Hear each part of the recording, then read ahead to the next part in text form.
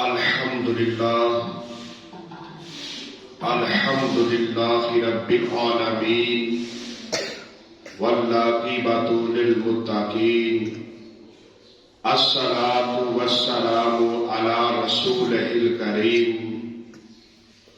أما بعد فأعوذ بالله من الشيطان الرجيم بسم الله الرحمن الرحيم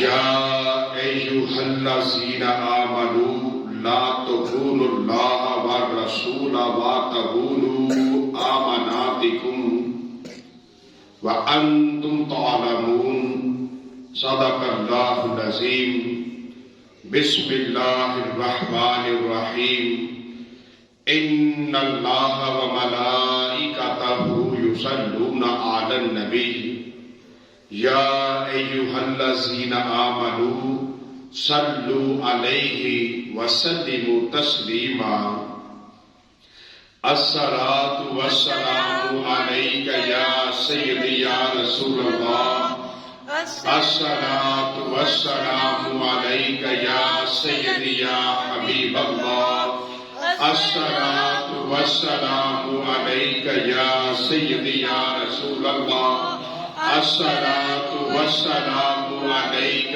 يا سيدي يا حبيب الله الصلاة والسلام عليك يا سيدي يا رسول الله الصلاة والسلام عليك يا سيدي يا حبيب الله الصلاة والسلام عليك يا سيدي يا نبي الله وعلى آلك وصحابك يا سيدي يا نور اللہ۔ تمام تعریف و توصیف اللہ تبارک و تعالیٰ کے لیے ہے جو بڑا مہربان، نہایت رحم کرنے والا اور اپنی نعمتوں سے، اپنی رحمتوں سے اپنے بندوں کو مالا مال کرنے والا رب ہے، جو 100 ماؤں سے بڑھ کر زیادہ پیار کرنے والا اور بن مانگے عطا کرنے والا بڑا مہربان ہے۔ رحمت کاملہ حضرت محمد مصطفیٰ صلی اللہ علیہ وآلہ وسلم پر جو وجہ کائنات، شافی روز شمار، جو بے بسوں کے بس، جو بے کسوں کے کس، جن کا ذکر بے چین دل کا چین اور بے قرار دل کا قرار، یتیموں کے والی اور مسکینوں سے محبت کرنے والے، اور آپ کی آل اور صحاب پر بے حد سلامتی ہو، جنہوں نے قول و فعل میں آپ کی بے حد پیروی کی۔ آج جمعۃ المبارک کا بابرکت دن ہے۔ اللہ تبارک و تعالیٰ سے دعا ہے کہ آج کے دن اپنی اترنے والی رحمتیں، اپنی برکتیں، اپنے فضل و کرم سے مجھے، حاضرین کو اور امت مسلمہ کو مالا مال فرمائے۔ دوران خطبہ قرآن مجید کی تھوڑی سی تلاوت کا شرف حاصل کیا، جس میں اللہ تبارک و تعالیٰ نے فرمایا یا ایھا الذین آمنوا، کہ اے ایمان والو۔ بات ہو رہی ہے جو ایمان والے ہیں ان کے ساتھ، لا تخونوا اللہ، نہ خیانت کرو اللہ اور رسول سے، وَتَخُونُوا أَمَانَاتِكُمْ، اور نہ خیانت کرو اپنی امانتوں میں، وَأَنْتُمْ تَعْلَمُونَ، اس حال میں کہ تم جانتے ہو۔ آیا مبارکہ کے اس حصے کے اندر اللہ تبارک و تعالیٰ نے فرمایا کہ اللہ اور اس کے رسول سے خیانت نہ کرو، یعنی کہ جو اللہ تبارک و تعالیٰ نے اے انسان تجھے حکم دیے ہیں، تو اللہ کے حکم کی اطاعت کر، اللہ کے حکم کو مان، اور نبی علیہ الصلوۃ والسلام کی تمام سنتوں کے ساتھ پیار کر، کہ نہ تو خیانت کر اللہ سے اور نہ اللہ کے رسول سے، یعنی کہ کریم آقا علیہ الصلوۃ والسلام کی ایک ایک سنت کے ساتھ تو پیار کر۔ اور یہ بڑی کمال بات ہے کہ جب کوئی انسان سرکار صلی اللہ علیہ وآلہ وسلم کی سنتوں سے پیار کرتا ہے، تو جب وہ سرکار کے سنت سے پیار کرتا ہے، یعنی سنت کو سجا لیتا ہے، اپنا لیتا ہے، تو پھر ساری دنیا اس سے پیار کرتی ہے۔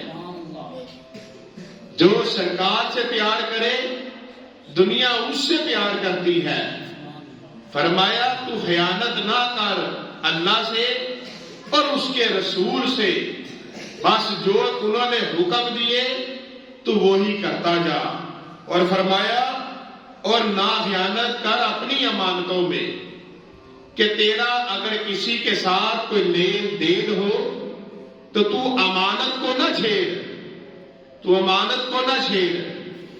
اور دوسرا فرمایا کہ اگر تجھ سے کوئی مشورہ مانگتا ہے تو مشورہ بھی ایک امانت ہے، تو جب بھی کسی کو مشورہ بھی دو تو امانت سمجھ کے دو، اس میں بھی خیانت نہ کرو، یعنی غلط راہ کسی کو نہ دکھاؤ، اور کسی کا مال تمہارے پاس ہو تو تم اس کی حفاظت کرو، اور خیانت کے پاس بھی نہ جاؤ۔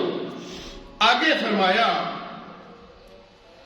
وَاعْلَمُوا أَنَّمَا أَمْوَالُكُمْ وَأَوْلَادُكُمْ فِتْنَةٌ وَأَنَّ اللَّهَ عِندَهُ أَجْرٌ عَظِيمٌ۔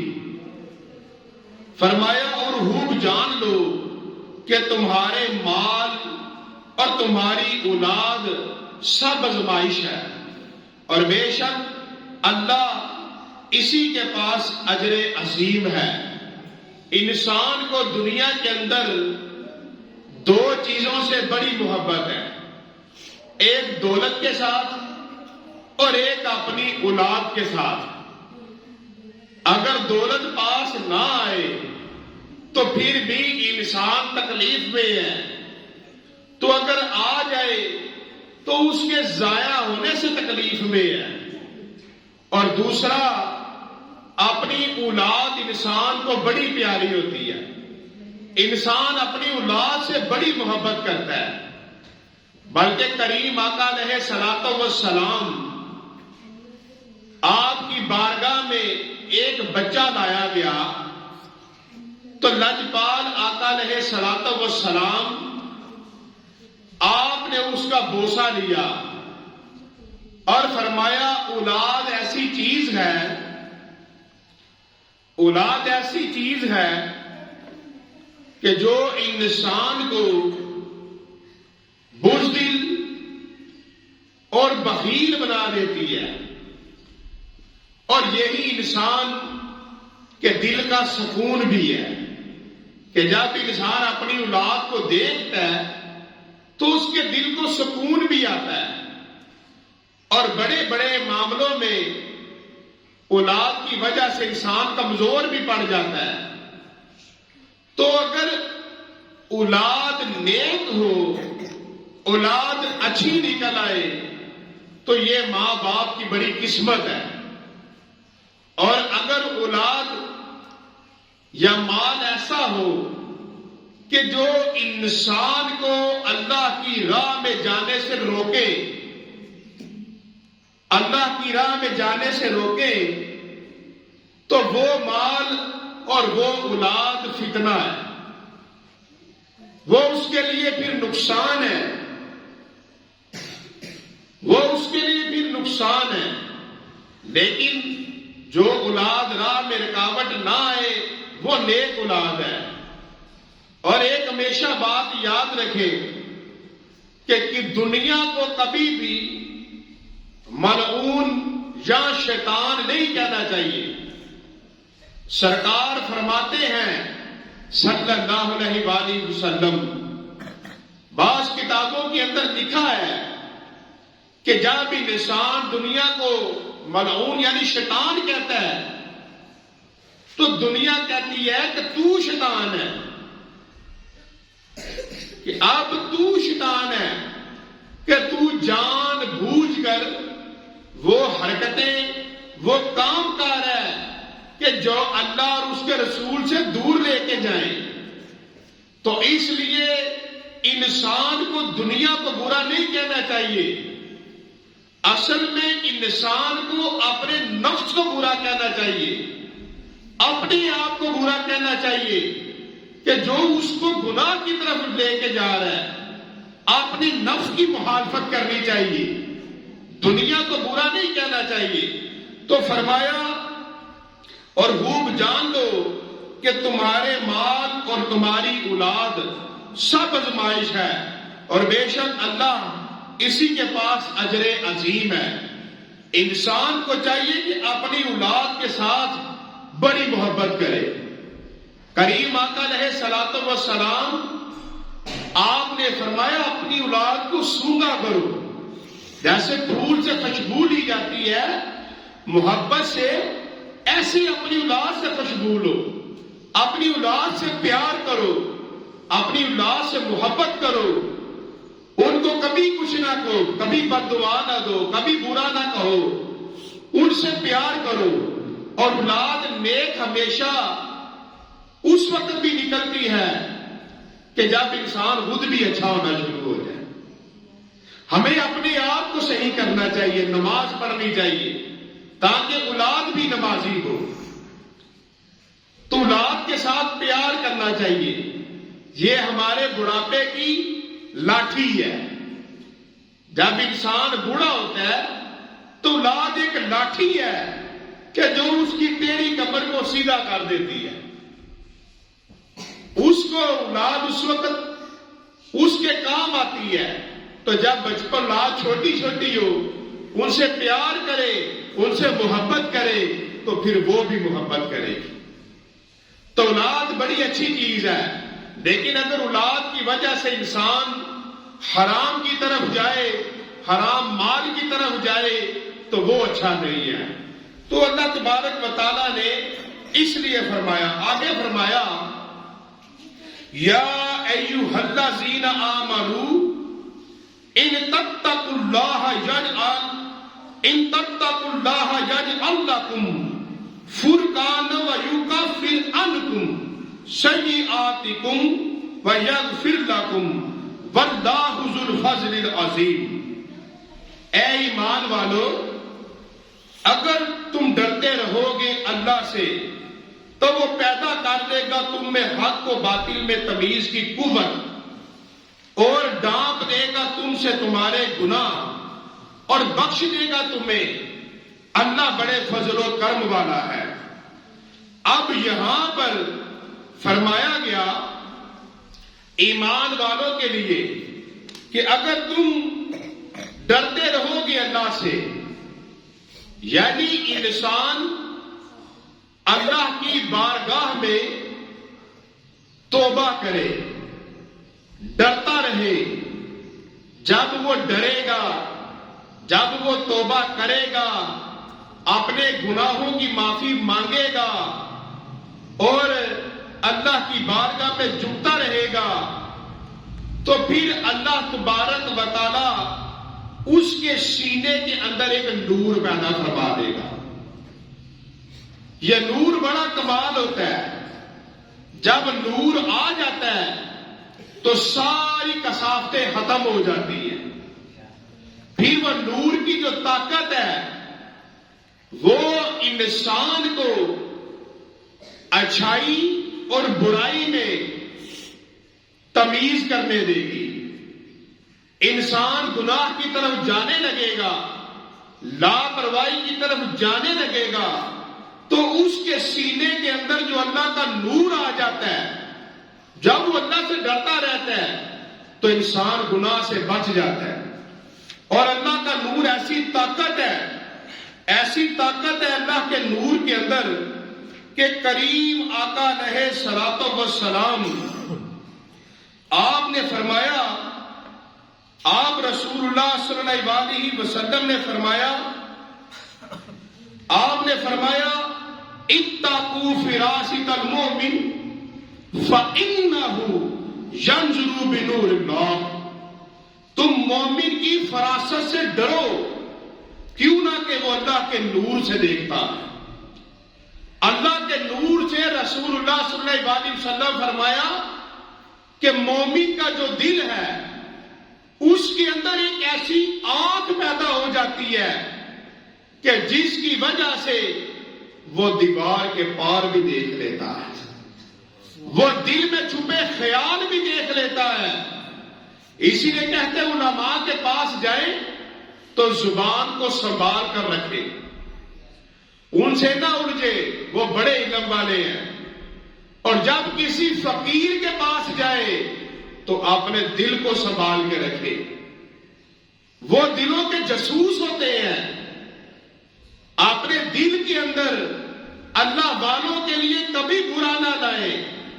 جب بھی ان کے پاس جائے تو اپنے دل کا کاسا بنا کر لے کر جائے کہ اللہ کے ولی ہم تیرے پاس آ رہے ہیں، اب اس برتن کے اندر جو اللہ نے تیرے سینے میں نور ڈالا ہے اب یہاں بھی منتقل فرما دو. ایک توجہ ادھر بھی کر دو.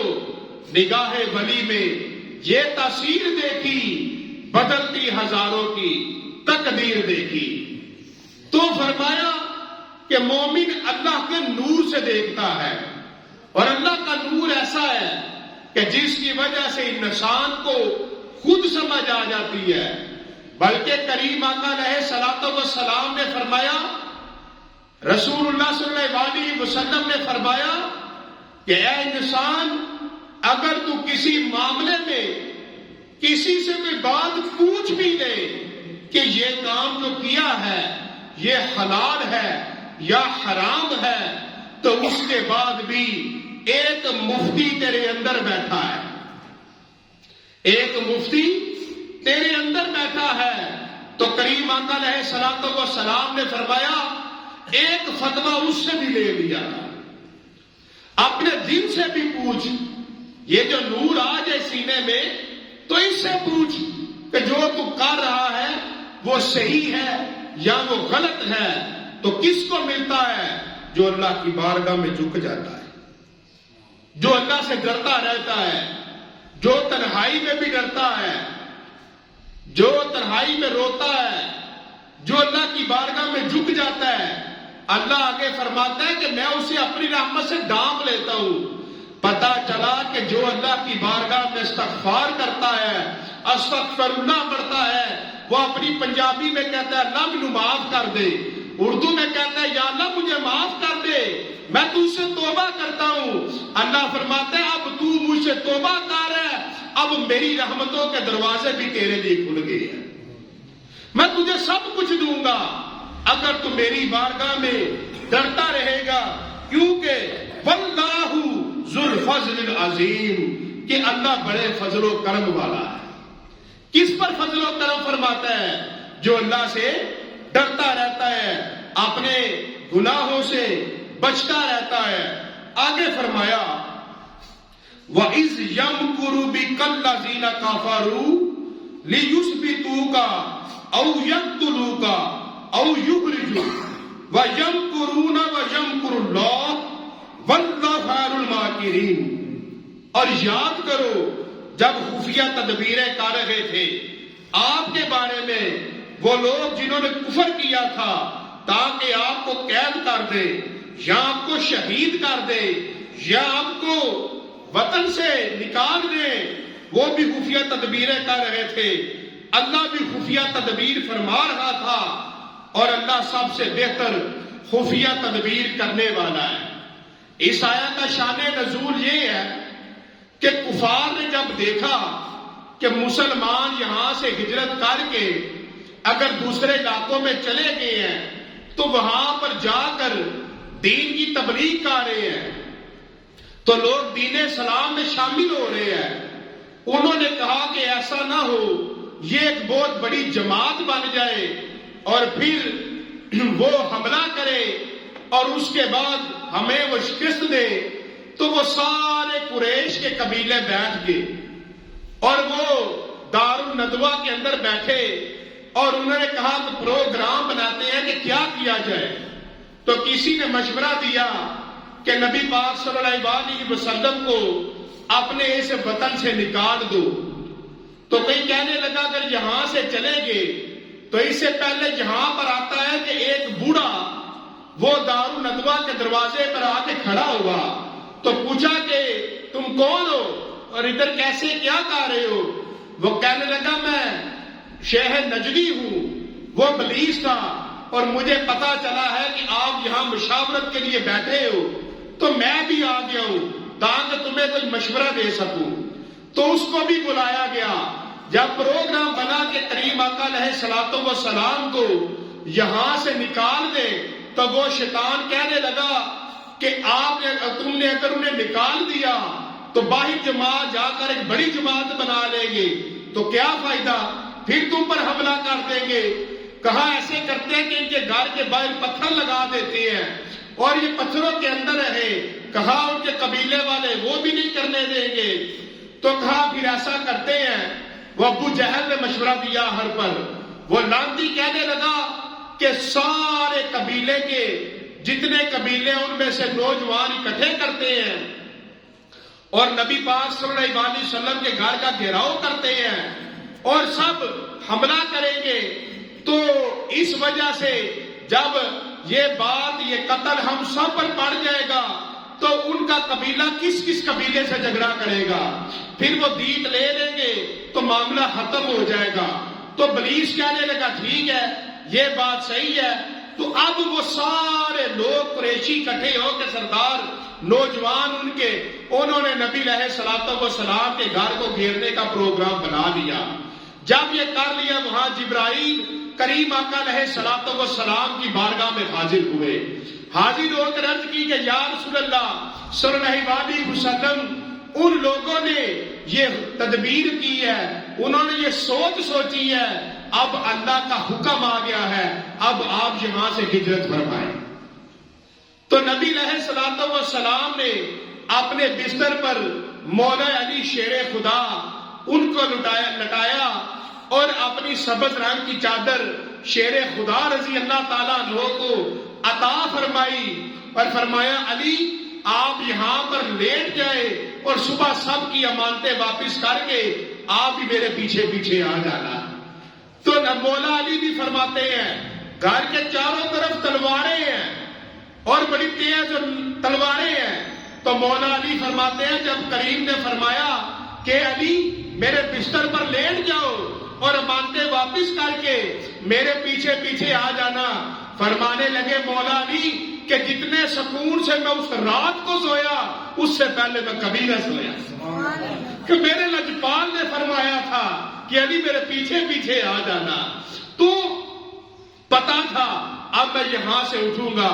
اب کریم آقا علیہ الصلوۃ والسلام آپ نے سورہ یاسین کی تلاوت شروع کی اور ہاتھ مٹھی میں ایک مٹی لی اور جب باہر نکلے تو ان سب کے سروں کے اوپر ہاتھ ڈالا اور ان کی آنکھوں سے آپ سامنے سے نکل گئے اور اللہ نے ان سب سے بینائی کی قوت چھین لی کہ لجپال ان کے درمیان سے بڑی شان سے گزر رہے ہیں لیکن وہ سارے اندھے ہو گئے اور سیدھا صدیق اکبر رضی اللہ تعالیٰ عنہ کے پاس تشریف لائے.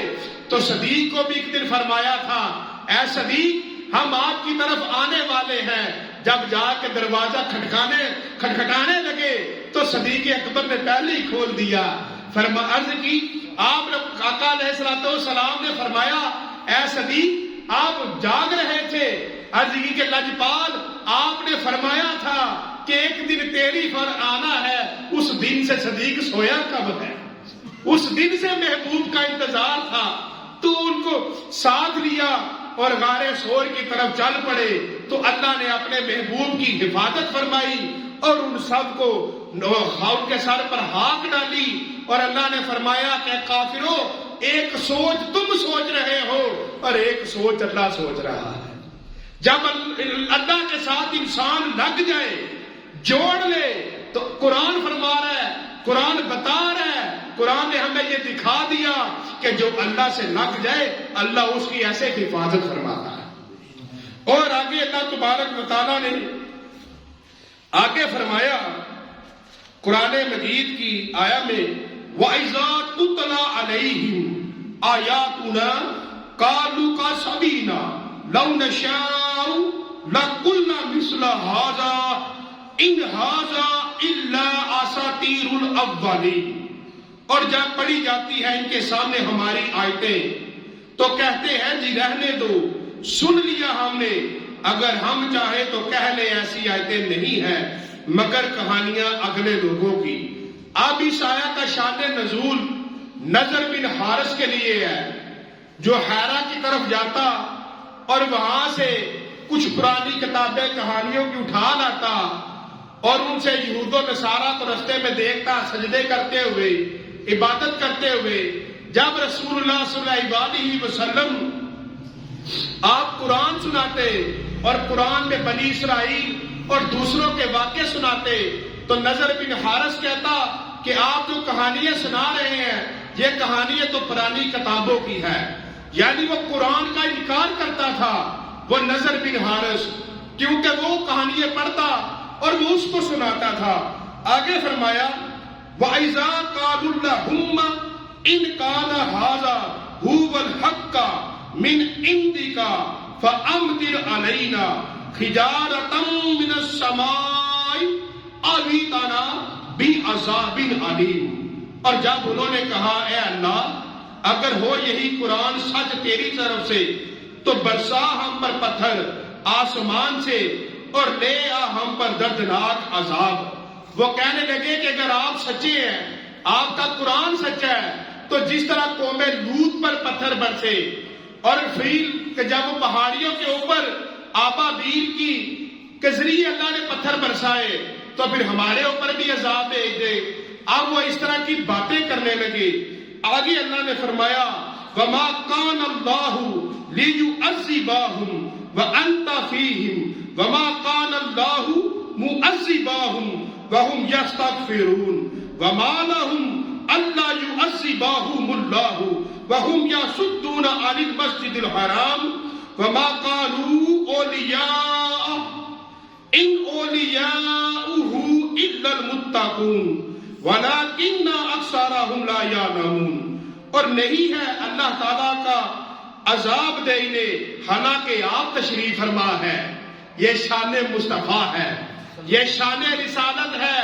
فرمایا محبوب یہ منہ سے عذاب مانگ رہے ہیں, رب ان کو ابھی مزہ چکھا دے, ابھی ان کو برباد کر دے, لیکن اے میرے محبوب آپ ان میں موجود ہو, آپ ہو ان میں. یہاں پر فرمایا آپ تشریف فرما ہے ان میں, اور نہیں ہے اللہ تعالیٰ عذاب دینے والا انہیں حالانکہ وہ مغفرت طلب کر رہے ہو مکہ سے آپ کی ہجرت کے بعد. اب کیا وجہ ہے ان کے لیے کہ نہ عذاب دے انہیں اللہ, حالانکہ وہ روکتے ہیں مسلمانوں کو مسجد حرام سے اور نہیں ہے وہ اس کے متولی. اس کے متولی تو صرف پرہیزگار لوگ ہیں لیکن ان کی اکثریت اس حقیقت کو نہیں جانتی. فرمایا میرے محبوب صلی اللہ علیہ وسلم اللہ تبارک و تعالی ابھی ان کو سخت عذاب دے کے برباد کر دے, لیکن محبوب آپ ان میں موجود ہیں. آپ کی وجہ سے اللہ انہیں عذاب نہیں دے رہا کہ آپ ان میں موجود ہیں, یعنی محبوب کی وجہ سے ان پر عذاب نہ آیا. اور پھر فرمایا جب یہ باز نہ آئے آپ نے ہجرت کر لی تو پھر ہم نے سب کو بدر کے میدان میں مزہ نہیں چکھا دیا؟ وہ جو بڑی بڑی باتیں کرتے تھے ان کو میدان بدر میں ان کی گردنیں کاٹ نہ دی اور ان کو ادھر مزہ نہ چکھایا؟ لیکن ان میں کچھ لوگ ہیں جو بعد میں ایمان لانے والے ہیں، جیسے ابو سفیان، جیسے ابو جہل کا بیٹا اکرمہ رضی اللہ تعالیٰ عنہ، جس کو اس نے بڑا کہا ان کے پاس نہ جانا، پر جس پر لجپال کی نگاہ پڑ جائے وہ جائے کدھر؟ وہ دروازے مصطفیٰ پر ہی جاتا ہے۔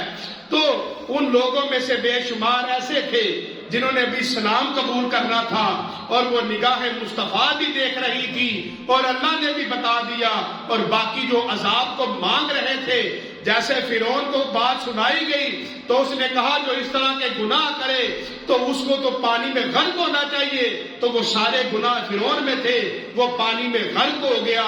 اسی طرح وہ بھی بدر میں غرق ہو گئے سارے، ان کی گردنیں بھی کٹ گئی۔ آج چاند آیتوں کی تلاوت کی، اللہ نے فرمایا امانت میں خیانت نہ کرو، اللہ اور اس کے رسول سے خیانت نہ کرو، یعنی جو اللہ نے حکم دیے ان کو مانو اور رسول کی سنتوں سے پیار کرو، اور آپس میں بھی امانت میں خیانت نہ کرو۔ اور دوسرا فرمایا محبوب صلی اللہ علیہ وسلم آج جو عذاب نہیں کسی پر آ رہے، یہی وجہ ہے کہ رحمتوں کے تاج سارے آپ کے سر پر ہیں اور آپ کی وجہ سے رحمت ہے۔ وما علینا الا البلاغ